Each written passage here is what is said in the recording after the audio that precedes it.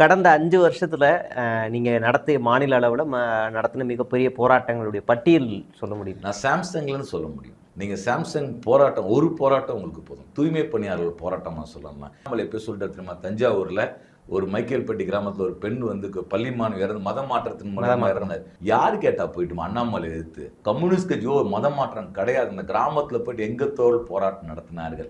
இன்னைக்கு உச்சநீதிமன்றம் சொல்லிட்டு மத மாற்றமே இல்லைன்னு சொல்லிருக்கு. அப்போ அதே மாதிரி திருப்பரங்குன்றம் இன்னைக்கு கிட்டத்தட்ட வன்முறை காடா மாத்தினாங்க. எந்த கட்சி ரோட்டுக்கு போல. கம்யூனிஸ்ட் கட்சி பிரச்சாரத்துக்கு நோட்டீஸ் பண்ணாங்க. மாற்றுத்திறனாளிகள் போராட்டமா, மாணவர்கள் ஒவ்வொரு இடத்துல உதவித்தொகை நடத்தக்கூடிய போராட்டம், மாணவர் சங்கம் நடத்தக்கூடிய போராட்டம். அதே போன்று வாலிபர்கள் இன்னைக்கு போதைக்கு எதிராக தமிழ்நாட்டில் பல கிராமங்கள்ல நகரங்கள் வாலிபர் சங்கம் நடத்துக்கணும். ஆனால் டிவியில் யாரும் நம்மளை காமிக்காதனால நான் இல்லைன்னு சொல்ல முடியுமா? நீங்க இப்போ சொல்ல முடியும். அது மட்டும் இல்ல, தீண்டாமை ஒழிப்பு முன்னணி மார்க்சிஸ்ட் கம்யூனிஸ்ட் கட்சி இன்னைக்கு தமிழ்நாட்டு நடத்தக்கூடிய போராட்டங்கள் ஒரு புள்ளி அளவுக்கு எந்த நடத்த சாதிய வன்முறை நடக்குது. ஒடுக்கப்பட்ட சாதியை சார்ந்த இளைஞர் பைக் ஓடுறாங்க. பைக் கை இருந்தா தானே பைக் ஒன்று கையை வெட்டுறாங்க. எந்த கட்சிங்க போய் நின்னது? எங்க தோழர் சாமுவேல் ராஜ் களத்துல போய் நின்று அந்த இளைஞனுக்காக குரல் கொடுத்துறாரு. ஒடுக்கப்பட்ட சமூகத்தை சார்ந்த மக்களுடைய வாழ்வாதார உரிமைகள்ல அவங்க வாழ்வதே இன்னைக்கு வந்து சிக்கலுக்குள்ளாக்கப்படுற போது எல்லா நாளும் சாவுங்க, இழவுங்க. நீங்க என்ன யோசிச்சு பாருங்க. உங்களுக்கு ஒரு கையில ரத்தம் வந்து பார்த்தாலே துடிச்சு மயக்கச்சி வந்துடும்லாம் இருக்கிறான். ஆனால் கம்யூனிஸ்ட் கட்சிக்காரன் போகிறோம், ஒவ்வொரு ஊரில் போகிறோம், வெட்டுப்பட்டு கிடக்குறாங்க, செத்து கிடக்குறாங்க, அடிப்பட்டு கிடக்குறாங்க. அவங்க குடும்பமே அழுவுது, கதறுது. அதையெல்லாம் பார்த்து ஆறுதல் படுத்தி அவங்களுக்காக மனு எழுதுறது சாதாரண விஷயமா? எந்த ஒரு கட்சி மனு எழுதிருக்குமா? நீ சொல்லுங்க பார்ப்போம். மார்க்சிஸ்ட் கம்யூனிஸ்ட் கட்சி கிராமமாக போயிட்டு சாதி வன்முறைகளுக்கு பாதிக்கப்படுறவங்களுக்காக களத்தில் நின்று அந்த வேலையை செய்து கொண்டிருக்கணும். இந்த நகரப்புறத்தில் வாழ்விட உரிமைகளுக்கான போராட்டம். சென்னை நகரத்தில் வந்து நகரத்துக்குள்ளே வீடு கிடையாதுன்னு சொல்லிச்சு உலக வங்கி. அதை தான் எல்லா ஆட்சியாளரும் சொன்னாங்க. நாங்கள் சொன்னோம், என் ஊர்யா அது, என் ஊரில் எனக்கு தான் இடம் கொடுக்கணும்.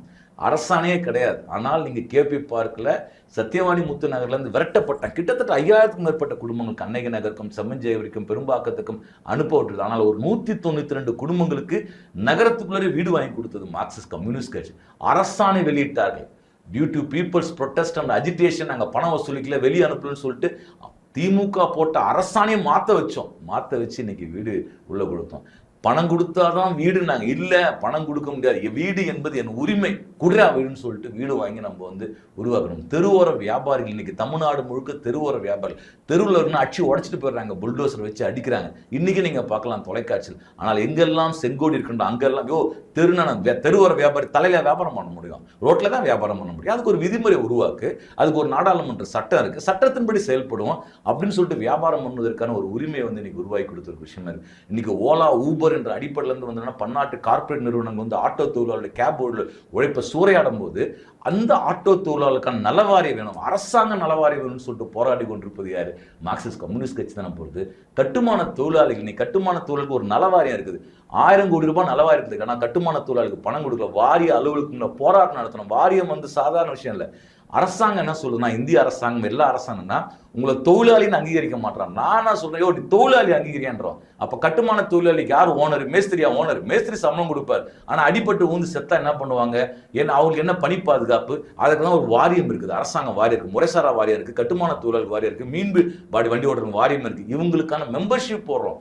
ஒவ்வொரு கட்டுமான தொழிலாளரும் பார்த்து முறை சைஸ் ஃபார்ம்ல ஃபில் பண்ணி அவர் போட்டோ ஒட்டி அவரோட கையெழுத்து வாங்கி வாரிய ஆஃபீஸ்ல கூட்டும் போயிட்டு, நீ தொழிலாளிப்பா, இந்தப்ப வாரியத்தை வாங்கி வச்சுக்கோ, நீ அடிப்பட்டவனுக்கு வந்து பணம் இருக்குது, உங்க புள்ள 10ஆம் கிளாஸ் 12ஆம் கிளாஸ் கல்வி உதவி தொகை பெற முடியும், பிரசவ காலத்துல பணம் இருக்குது, இறந்தா அவனுக்கு வந்து அந்த பணத்தை வாங்கி எடுத்து போயிட்டு கொடுக்குறோமே.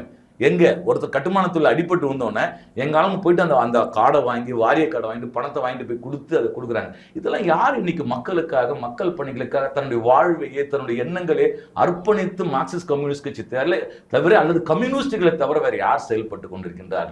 இப்படி அது மட்டும் இல்ல, அரசு ஊழியர்கள் இன்னைக்கு அரசு ஊழியர்களுக்கு வந்து இன்னைக்கு உத்தரவாதப்பட்ட பென்ஷன் உருவானது யாரால வந்து உருவாக விஷயம்? பழைய பென்ஷன் கிடையாது, புது பென்ஷன் தான் இருக்கிற ஆளை வந்து இழுத்து வச்சு குறைஞ்சபட்சம் உத்தரவாத பென்ஷனை கொடுறான்னு சொல்லிட்டு நிக்க வச்சோம் இல்லையா? அதுக்கான என்ன விஷயம்? செவிலியர்கள் போராட்டம் நடத்தினாங்க. மா சுப்பிரமணியமே சொன்னார், முடியாதுன்னு சொன்னவரை திருப்பி முடிய வைக்குன்னு சொன்னது யார் செஞ்ச விஷயங்கள் அது? அப்போ ஒவ்வொரு துறை போராட்டத்துக்கு பின்னாடியும் செங்கோடி இருக்கின்றது. செங்கோடி பின்னாடி நிற்கின்றது, முன்னாடி வேற ஆள் நிற்பார்.